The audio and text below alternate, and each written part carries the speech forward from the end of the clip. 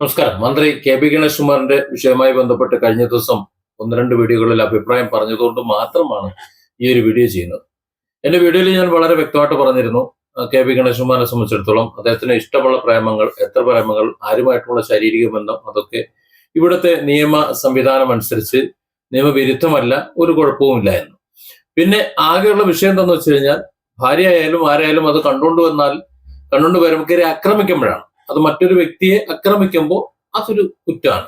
പ്രത്യേകിച്ച് ഉത്തരവാദിത്വപ്പെട്ട സ്വന്തം ഭർത്താവ് തന്റെ പേഴ്സണൽ സ്റ്റാഫിനെ വെച്ചും മറ്റുമൊക്കെ ഉപദ്രവിച്ചു, മർദ്ദിച്ചു, റൂമിൽ പിടിച്ചു പൂട്ടിയിട്ടു, മാനസികമായി പീഡിപ്പിച്ചു എന്നൊക്കെ പറഞ്ഞു കഴിഞ്ഞാൽ അത് കുറ്റമാണ്.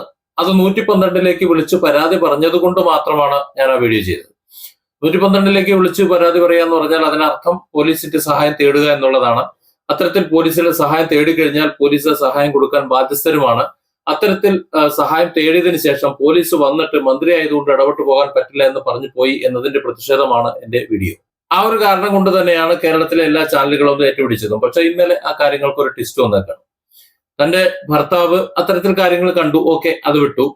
പക്ഷെ തന്നെ മർദ്ദിച്ചതിനോ, പേഴ്സണൽ സ്റ്റാഫിനെ വെച്ച് തന്നെ മർദ്ദിച്ചതിനോ, മാനസികമായി പീഡിപ്പിച്ചതിനോ, ഇനി അതല്ലെങ്കിൽ റൂമിൽ അടച്ചിട്ടതിനോ ഒന്നും തനിക്ക് പരാതിയില്ല, അല്ലെങ്കിൽ അത്തരത്തിൽ യാതൊരു പരാതി കൊടുക്കാൻ തയ്യാറല്ല എന്ന് അവർ അറിയിച്ചതിനനുസരിച്ചിട്ട് കാര്യങ്ങളെല്ലാം ക്ലോസ് ആയി പോയേക്കണം. അതായത് ഒരു ദിവസത്തെ മാധ്യമ ചർച്ചകളും എല്ലാം അവസാനിച്ചു, അല്ലെങ്കിൽ അവസാനിപ്പിക്കണം എന്നത് തന്നെയാണ് പറയാനുള്ളത്. അടി കൊണ്ടവർക്കും കുഴപ്പമില്ല, അടി കൊടുത്തവർക്കും കുഴപ്പമില്ല എന്നുണ്ടെങ്കിൽ പിന്നെ കണ്ടിരിക്കുന്നവർക്കാണ് കുഴപ്പം, അല്ലേ? ഒരു കുഴപ്പമില്ല. ഇവിടുത്തെ ഒരു പ്രധാന പ്രശ്നം പിന്നെ എന്തിനാണ് 112ക്ക് വിളിച്ച് പരാതിപ്പെട്ടത് എന്ന്. ഇവിടുത്തെ പോലീസ് സംവിധാനം എന്ന് പറഞ്ഞാൽ ഇങ്ങനെ കളയാക്കാൻ വേണ്ടിയിട്ടുള്ളല്ലോ. ഒരു പോലീസിന്റെ സഹായം തേടുകയാണെന്നുണ്ടെങ്കിൽ അതിനർത്ഥം ആ സഹായം സ്വീകരിച്ചുകൊണ്ട് നിയമ നടപടികളിലേക്ക് പോകണമെന്നാണ്. പക്ഷെ ഇവിടെ ഒരു മാപ്പ്, കേവലം ഒരു മാപ്പിൽ അത് തീരുമാനിക്കുന്നുണ്ടെങ്കിൽ അതൊക്കെ തീരുമാനമായതിനു ശേഷം മതിയായിരുന്നല്ലോ പോലീസിൽ വിളിക്കുന്നത് മറ്റുമൊക്കെ. അനാവശ്യമായി കുടുംബ പ്രശ്നങ്ങൾ നാട്ടിൽ സംസാരിപ്പിക്കേണ്ട വലിയ വിഷയമുണ്ടോ? ഭാര്യയും ഭർത്താവും തമ്മിൽ പല പ്രശ്നങ്ങളും ഉണ്ടാകും, പല വിഷയങ്ങളും ഉണ്ടാകും. അതൊക്കെ മറ്റുള്ളവർ ഇടപെടുമ്പോഴാണ് അത് വഷളാകുന്നത്, അഥവാ വഷളാകാൻ വേണ്ടിയിട്ടാണ് മറ്റുള്ളവർ ഇടപെടുത്തുന്നത് എന്ന് തന്നെയാണ് നമ്മുടെ ഇതുവരെയുള്ള ഇവിടുത്തെ മറ്റു വിഷയങ്ങളെല്ലാം എടുത്തു പരിശോധിച്ചാൽ കാണാൻ കഴിയുന്നത്. മറ്റാരെയും ഇടപെടുത്താൻ താല്പര്യമില്ല എന്നുണ്ടെങ്കിൽ അത് അവർ തന്നെ സംസാരിച്ച് അവർ തന്നെ അത് കണ്ടെത്തുകയാണ് ചെയ്യുക, അല്ലെങ്കിൽ കൗൺസിലേഴ്സിനെ മറ്റാരെങ്കിലും സമീപിച്ചുകൊണ്ട് അത് പരിഹരിക്കുകയാണ് ചെയ്യുക.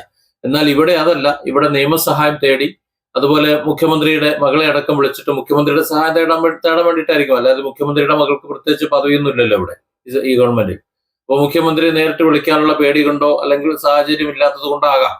പിന്നെ DGP ശ്രീലേഖ മാഡത്തിനെ വിളിച്ചു എന്ന് പറയുന്നുണ്ട്. അത് അവരുടെ ബന്ധുവാണ്. പിന്നെ ഈ പറഞ്ഞ സ്ത്രീക്ക് അവരുടേതായ മറ്റു ബന്ധുക്കളോ മറ്റു അടുത്ത ബന്ധുക്കളോ ഒന്നും ഇല്ലാത്തത് കൊണ്ട് നേരത്തെ തന്നെ ഇവരുടെ സഹായമാണ്, അല്ലെങ്കിൽ അവരുമായിട്ടാണ് ആശയവിനിമയം നടത്തിയിരുന്നത്, അതുകൊണ്ട് വിളിച്ചത്. അതൊരു വിവാദമാക്കുന്നുണ്ടായിരുന്നു പലരും. പക്ഷെ അതൊരു വിവാദമാക്കേണ്ടതില്ല എന്നതാണ് എന്റെ ഒരു നിലപാട്. ഏതായാലും ഇവിടെ പരാതിക്കാരി ഇല്ല എന്നുണ്ടെങ്കിൽ ഇവരുടെ പരാതി എടുത്തുകൊണ്ട് ഗണേഷ് കുമാറിന്റെ പിന്നാലെ പോകേണ്ട ആവശ്യമില്ല, ചൂട്ടും കടിച്ചുകൊണ്ട് പോകേണ്ട ആവശ്യമില്ല. അതുകൊണ്ട് ഗണേഷ് കുമാറിന്റെ പ്രേമവും അതുപോലെ ബാക്കിയുള്ള കാര്യങ്ങളുമായി മുന്നോട്ട് പോട്ടെ. മാപ്പ് സ്വീകരിച്ചുകൊണ്ട്, മാപ്പ് പറഞ്ഞുവെന്നോ അല്ലെങ്കിൽ ക്ഷമിക്കുക എന്ന് പറഞ്ഞുവെന്നോ ആ ക്ഷമാപണം സ്വീകരിച്ചുകൊണ്ട് അവർ വെടിനിർത്തൽ നിർത്തിയിട്ടുണ്ടെങ്കിൽ ഒരു നല്ല ലക്ഷണമാണ്. ഒരു കുടുംബ പ്രശ്നങ്ങൾ അങ്ങാടിയിലിട്ട് അലക്കേണ്ടതില്ല. നാളെ നല്ല രീതിയിൽ ഇനിയും പ്രശ്നങ്ങളോ മറ്റു കാര്യങ്ങളൊന്നും ഇല്ലാതെ ഒരുമിച്ച് നല്ല ഒരു ജീവിതം ജീവിച്ചു തീർക്കാൻ കഴിയട്ടെ എന്ന് ആശംസിക്കുന്നു. പ്രേമങ്ങളും മറ്റു കാര്യങ്ങളും എല്ലാം അതിന്റെ വഴിക്ക് പോട്ടെ. അതിന് എല്ലാവർക്കും അവകാശമുണ്ടല്ലോ. Different angles. Don't forget to subscribe and support this channel.